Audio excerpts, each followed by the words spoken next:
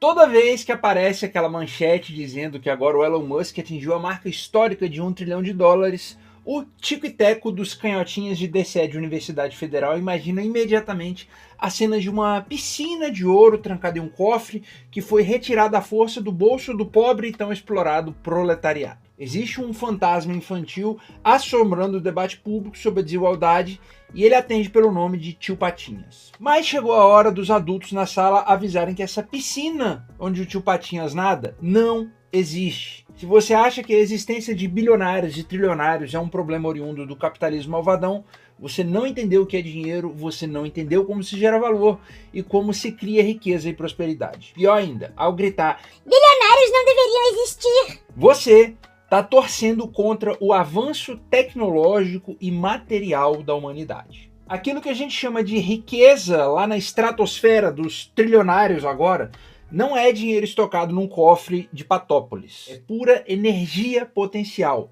É um voucher de confiança gigantesco emitido por elementos investidores da nossa sociedade na expectativa de que aquele empreendimento produza valor numa proporção tão grande e que rompa paradigmas e conceda acesso a bens e serviços num nível nunca antes visto na humanidade. Olá, tudo bem? Seja bem-vindo mais uma vez ao Sincronia Lab, um espaço exploratório de ideias e reflexões que eu criei para desenvolver e registrar as coisas que eu penso, as minhas opiniões.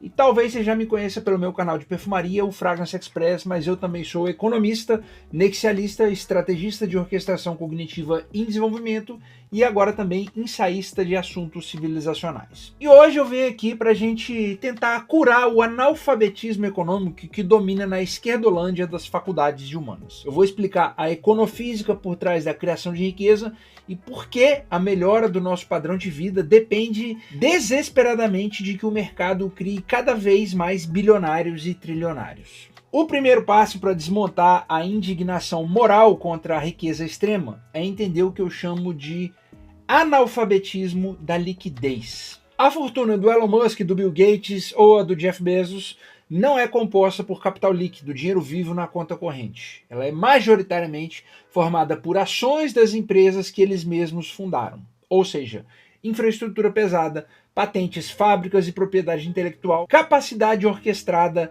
de geração de riqueza. Tentar liquidar US$1 trilhão em ações da Tesla ou da SpaceX seria o equivalente a você tentar forçar a passagem de um oceano por um funil de cozinha. No momento em que grandes blocos de ações fossem despejados no mercado, a oferta ia esmagar a demanda, o pânico ia se espalhar e o preço dos papéis ia entrar em colapso absoluto. A tal riqueza ia evaporar no ar antes mesmo de tocar a conta bancária.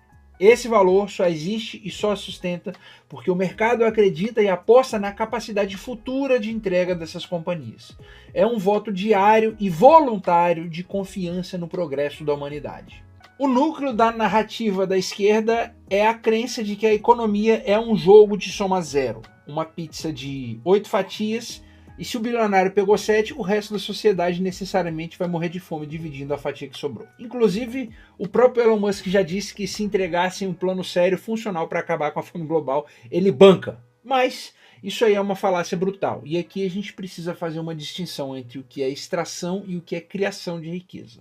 O capitalismo de compadrio, o famoso crony capitalism, o exato tipo que rege a nossa nação, pelo menos desde 2002, onde os empresários enriquecem através de subsídios estatais e monopólios garantidos por lei e por corrupção, esse sim subtrai riqueza da sociedade. Mas o empreendedorismo de livre mercado, ele atua de forma oposta. Ele aumenta o tamanho da pizza.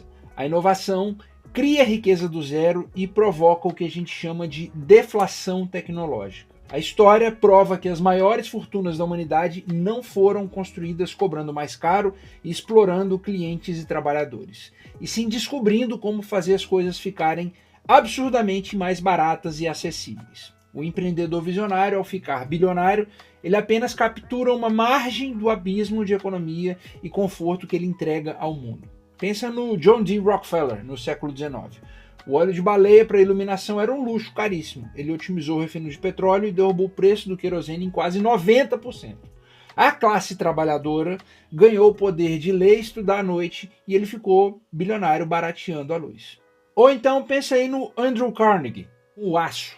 ele derrubou o preço da tonelada de $160 para $17. E esse barateamento permitiu a construção de muito mais ferrovias, de arranha-céus, e forjou o mundo moderno em que a gente teve um aumento de prosperidade e de qualidade de vida.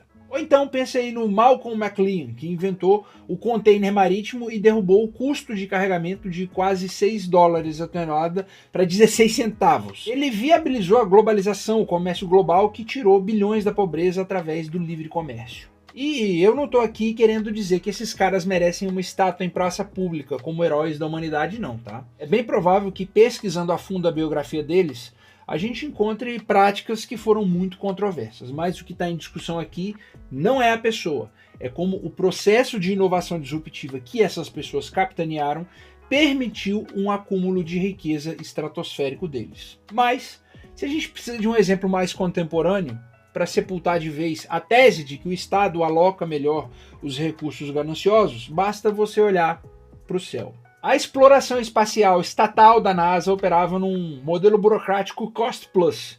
Os fornecedores tradicionais eram pagos pelo custo do projeto mais uma margem de lucro garantida. Não havia incentivo nenhum para baratear o acesso ao espaço. O custo para colocar 1 quilo de carga em órbita ficava na casa dos $54 mil. Até que o capitalista malvadão, Elon Musk, inverteu o jogo assumindo o risco. A SpaceX desenvolveu foguetes que dão ré e pousam verticalmente. O resultado? O custo desabou para perto de $1.500 o quilo para botar em órbita. Uma redução de mais de 95% na conta da exploração espacial. E vale lembrar que se hoje você consegue tirar uma foto no meio do deserto do Atacama e postar aí no seu Instagram na mesma hora, é a ele que você tem que agradecer. Se revoltar com a existência de bilionários e trilionários em um ambiente de livre mercado é odiar o mecanismo que retira a humanidade da escassez. É odiar aqueles que nos fazem subir degraus na evolução. A riqueza extrema, quando originada da inovação, de altíssimo valor, de forma voluntária e não como conluio com o Estado, é a recompensa econofísica por assumir riscos extremos com o seu próprio dinheiro. Significa que alguém deu um salto de eficiência na produção e resolveu um gargalo que afetava milhões. Então, torcer a cara contra esse natural acúmulo de capital é, na prática, torcer contra toda a sorte de progresso e evolução técnico-científica. Então, quanto mais trilionários o livre mercado for capaz de produzir através de entrega de valor real, mais próspera, mais barata e mais evoluída vai ser a qualidade de vida da base da pirâmide. O tio Patinhas é uma quimera de DCE de humanas. Não existe no mundo real. O que existe são visionários como Musk, como Rockefeller e como Carnegie. E o nosso padrão de vida agradece. Eu comecei esse assunto escrevendo um artigo sobre ele lá no meu Substack, o Sincronia Lab, mas tem muitos outros assuntos interessantes para você ler. Te convido a ir lá também, que você vai achar coisa que você vai gostar. E se você quiser entender a matriz nexialista de pensamento que separa as narrativas infantis da realidade econofísica que governa o mundo, adquira o meu manifesto A Era da Sincronia. O livro digital está lá no Hotmart por apenas R$10, um preço absolutamente irrisório perto da clareza mental que ele começa a entregar. E deixa o seu gostei, o seu hype para a gente disseminar a lógica do progresso pelo YouTube. E se inscreve aí no canal para a gente continuar destruindo a entropia do debate político. Até o próximo vídeo.